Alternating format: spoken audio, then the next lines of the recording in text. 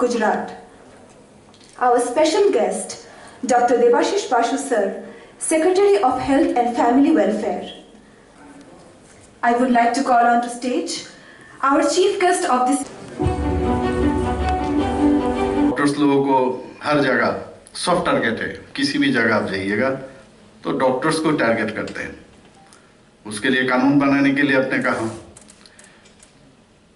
तो मैं हर जगह में ये बोलता हूँ कि जब ये सब आते हैं लोग तो उनको बोलना, भाई तुम्हारा जब त्रिपुरा इस धरती पर आए हो तो पहले तुम कौन हो ये सर्टिफिकेट डॉक्टर ही देता है, और यहाँ से जब धरती से निकलते हो तो अब डॉक्टर से ही सर्टिफिकेट लेना पड़ता है। तो क्यों मारते हो हम लोगों को भाई?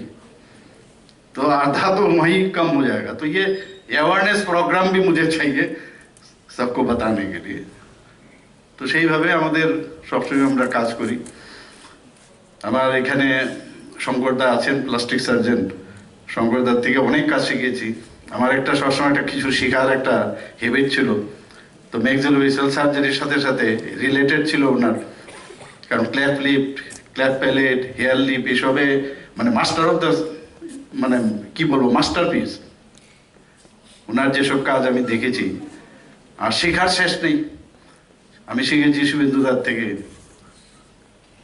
অনেক কাজ, প্রতাপদা আছে, প্রতাপদার সাথে কাজ করেছি, সবার সাথে কাজ করেছি।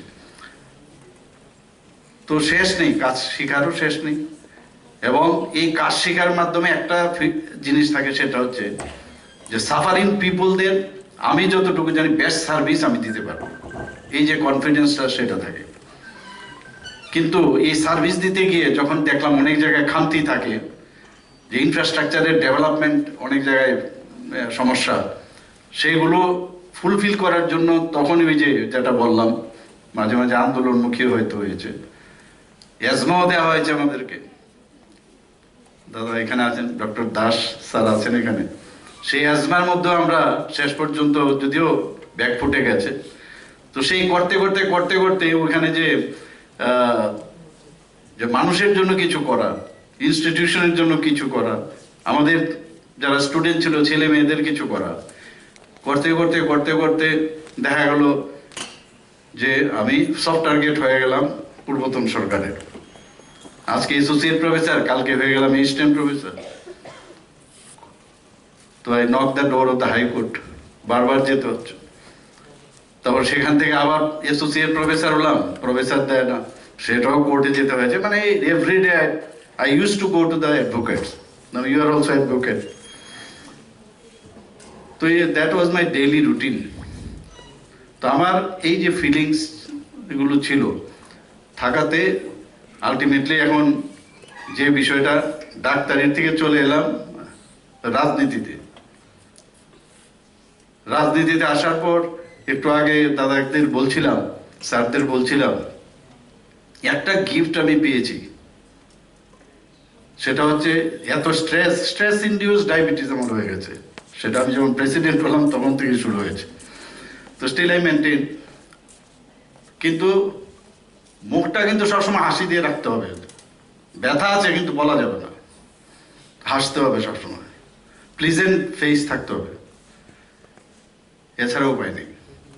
তো সেই দিশায় আমরা কাজ করছি। ম্যাডাম বলেছেন এখানে যে এখানে প্রচুর, এখানে যেহেতু আপনাদেরই ফ্র্যাটার্নিটির আমি একজন, আপনাদের সুবিধা হয়ে গেছে। যে খবরটা আমার কাছে ছিল যে 22 বছর পরে প্রথম এখানে প্রমোশন আমরা দিলাম, যাদের ছেলে মেয়ে একই গ্রেডে, তার বাবাও একসাথে আছে, তো ছেলেও বা মেয়েও একসাথে আছে, সেখান থেকে আমরা 22 বছর পরে আমরা we have given the promotion. তো আমার সাথে অ্যাসোসিয়েশনের তো যখনই আসে ইজি অ্যাপ্রোচ, আর ওরাও মনে করে যে মুখ্যমন্ত্রী তো বিষয় না, যে আমাদের লোক, তো সোজা চলে আসে আমার কাছে। ওদের আমি সেইভাবে আমি স্পেসও দিই। তো অনেক সমস্যার ইজি হয়ে গেল এখন। যেটা আমাদের সেক্রেটারি মহোদয় বলেছেন যে সুপার স্পেশালিটির বিষয়, স্পেশালিটির বিষয়, আগে কিন্তু বোঝাতে হতো যে এটা তো এরকম, এটা এরকম। এখন অনেকটা ইজি হয়ে গেল, কারণ আই নো দ্য সাবজেক্ট, অনেকটা ইজি হয়ে গেল।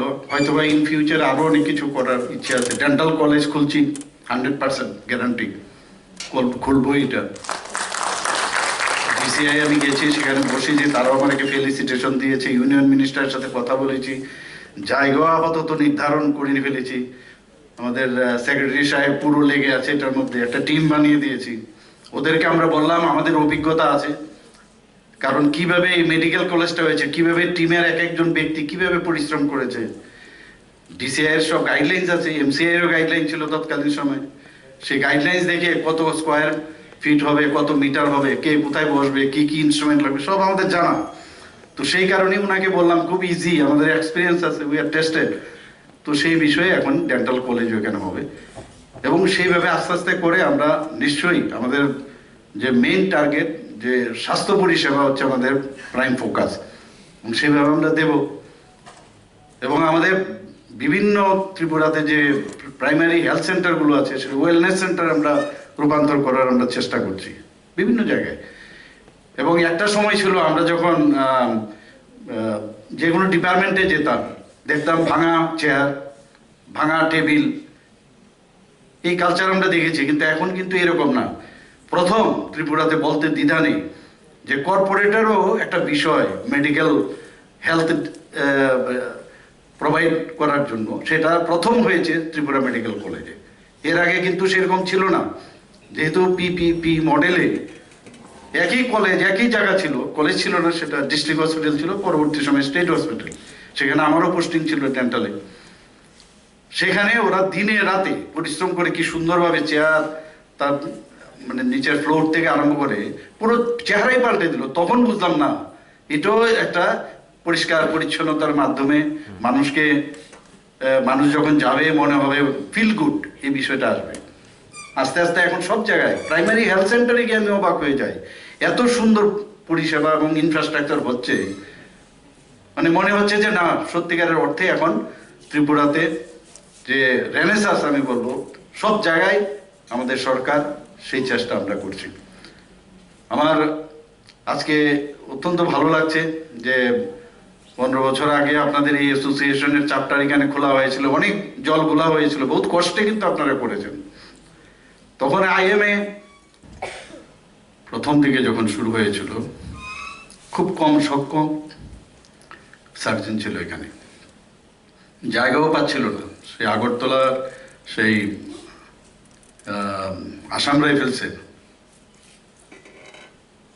যে অডিটোরিয়াম, সেখানে কোনোভাবে ব্যবস্থা করে সেখানে প্রথম যে কনফারেন্স শুরু হয়। তো আমাকেও বলা হয়েছিল, কারণ আমি তো আমার অ্যাসোসিয়েশনে সর্বদাই ব্যস্ত থাকতাম। ডাক্তারদের যত সংগঠন আছে, আইডিএস স্টেট ব্রাঞ্চের প্রেসিডেন্ট ছিলাম, সেক্রেটারি ছিলাম ফর এ লং টাইম। তো আইএমএ এবং তখন অল ত্রিপুরা জুনিয়র ডক্টর ছিল, যার নাম এখন all Tripura government doctors association হয়েছে। তো ওদের সাথে সবসময়, আর সবসময় একটা জ্বালাময়ী বিষয় আমার মধ্যে সবসময় ছিল, মানে একটা কিছু পেতে হবে, করতে হবে। তো আমরা একসাথে মিলে আমরা সবসময় এই যে ফ্র্যাটার্নিটি যারাই ছিল, আমি সবসময় এই আন্দোলনমুখী ছিলাম। কারণ আমাদের এই ত্রিপুরা কিন্তু একটা আন্দোলনমুখীর একটা চিন্তা ভাবনা সবসময় ছিল।